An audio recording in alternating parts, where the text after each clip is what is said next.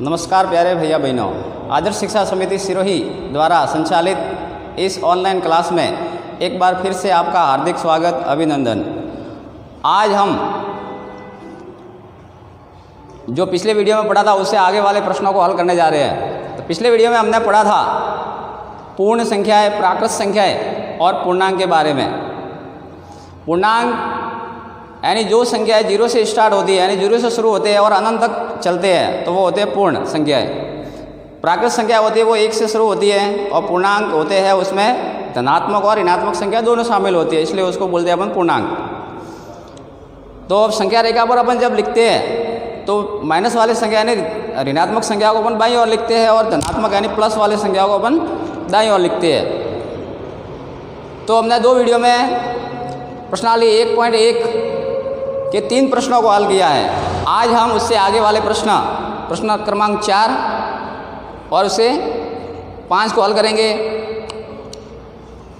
तो पहला प्रश्न दिया हुआ है, चौथा प्रश्न, कि एक हवाई जहाज समुद्र तल से 5000 मीटर की ऊंचाई पर उड़ रहा है।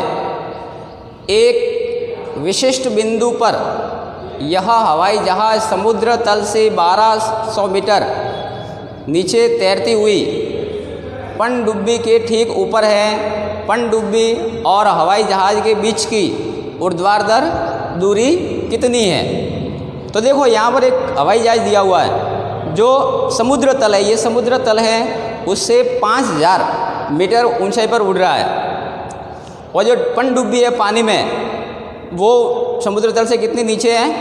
1200 मीटर है। तो अब इन दोनों के बीच में जो दूरी है, ऊर्ध्वाधर यानी ठीक ऊपर नीचे वाली, क्षैतिज होता है यानी सीधी, और ऊर्ध्वाधर होता है यानी ऊपर नीचे, तो इन दोनों के बीच में दूरी है वो कितनी है?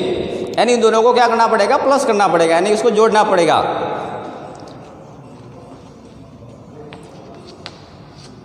तो सबसे पहले अपन लिखेंगे समुद्र तल से दूरी।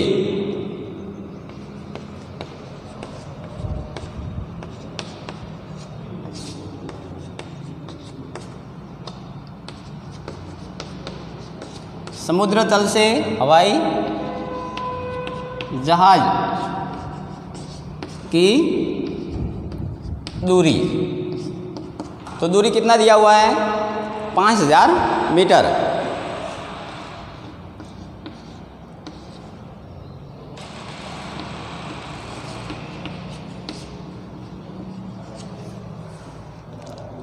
अब है समुद्र तल से गहराई।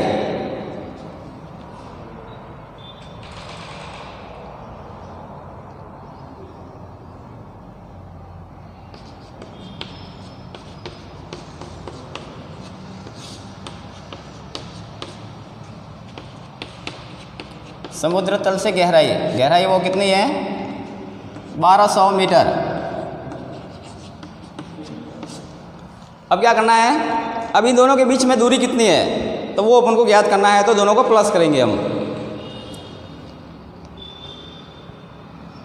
तो पनडुब्बी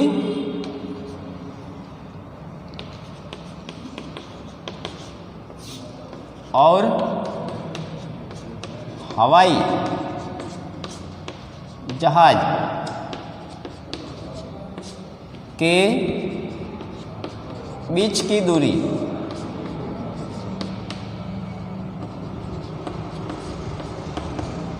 तो क्या करेंगे? दोनों को जोड़ेंगे।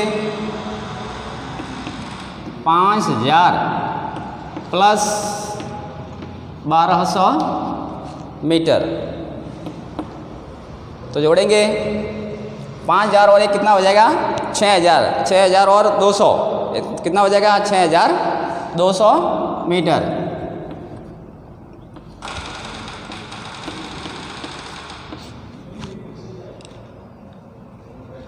ऐसे भी जोड़ सकते हैं, किसी भैया बहनों को डायरेक्ट जोड़ नहीं आती तो लिखेंगे 1200। 0 और 0 जोड़ेंगे तो 0, 0 और 0 0, 0 और 2 जोड़ेंगे तो 2 आ जाएगा। 5 और 1 हो जाएगा 6, यानी कि हो जाएगा 6200 मीटर। तो पहले प्रश्न का हल अपने निकाला, तो इसका जो उत्तर आया है वो है 6200 मीटर।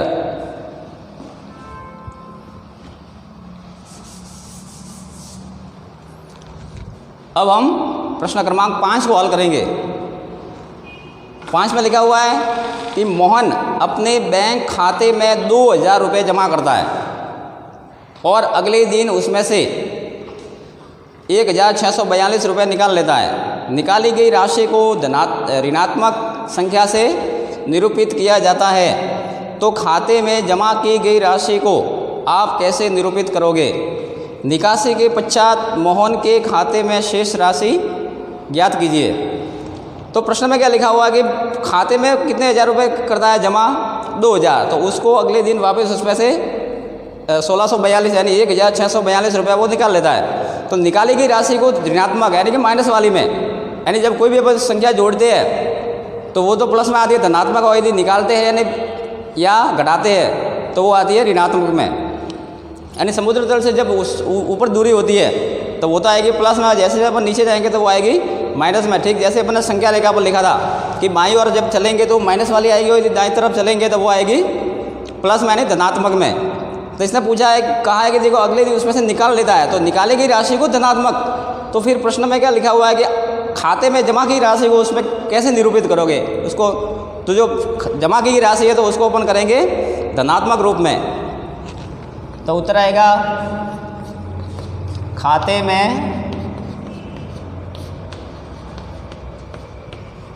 जमा राशि को धनात्मक यानी कि प्लस वाली रूप में निरूपित करेंगे।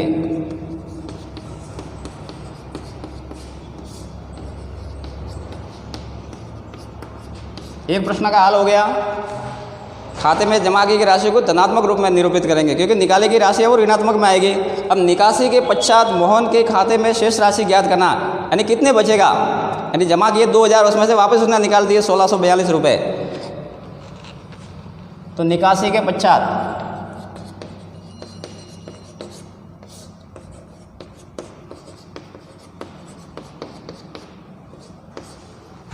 पश्चात मोहन के खाते में शेष राशि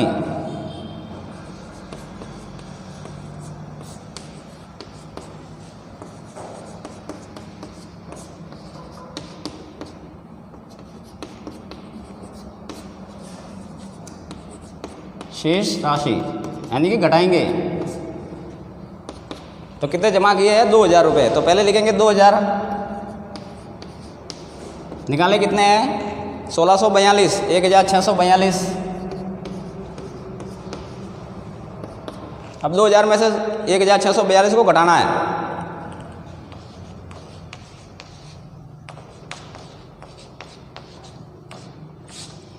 जीरो में से 2 से नहीं घटते तो यहाँ से हासिल ले लेंगे, तो ये बन जाएंगे 10, इधर हो जाएगा 9, ये भी हो जाएगा 9 और ये हो जाएगा 1। तो 10 में से 2 घटेगा तो आएगा 8, 9 में 4 जाएंगे तो 5, 9 में 6 जाएंगे तो 3 और 1 में से 1 घटेगा तो बच जाएगा 0।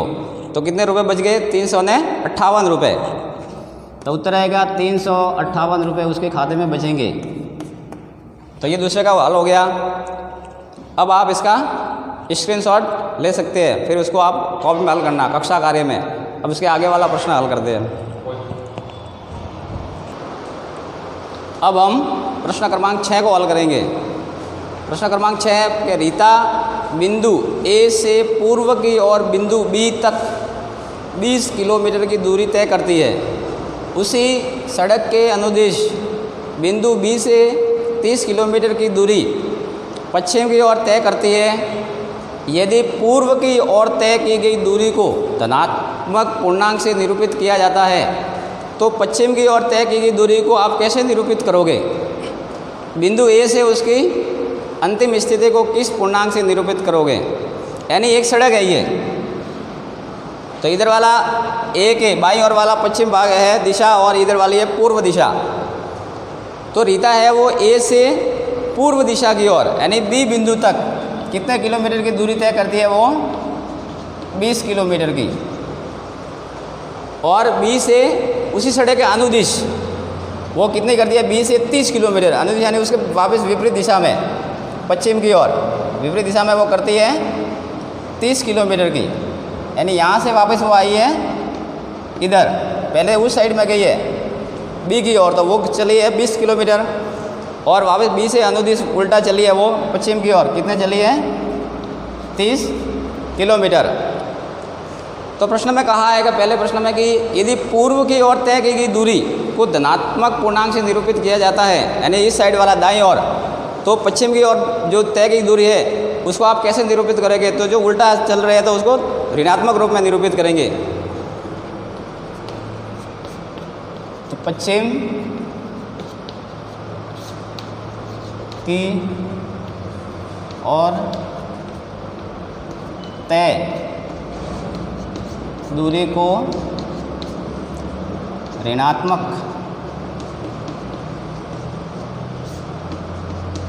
रूप में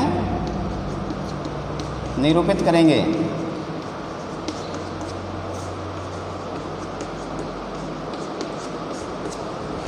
यानी दाईं ओर जब जाते हैं तो धनात्मक में और बाईं ओर चल रहे हैं तो ऋणात्मक में, तो पश्चिम की ओर चल रहे हैं तो उसमें ऋणात्मक रूप में अपन निरूपित करेंगे। अब दूसरा प्रश्न है कि बिंदु ए से उसके अंतिम स्थिति को किस पूर्णांक से आप निरूपित करोगे? तो बिंदु ए से और अंतिम बिंदु वापस वो कहाँ तक चली है?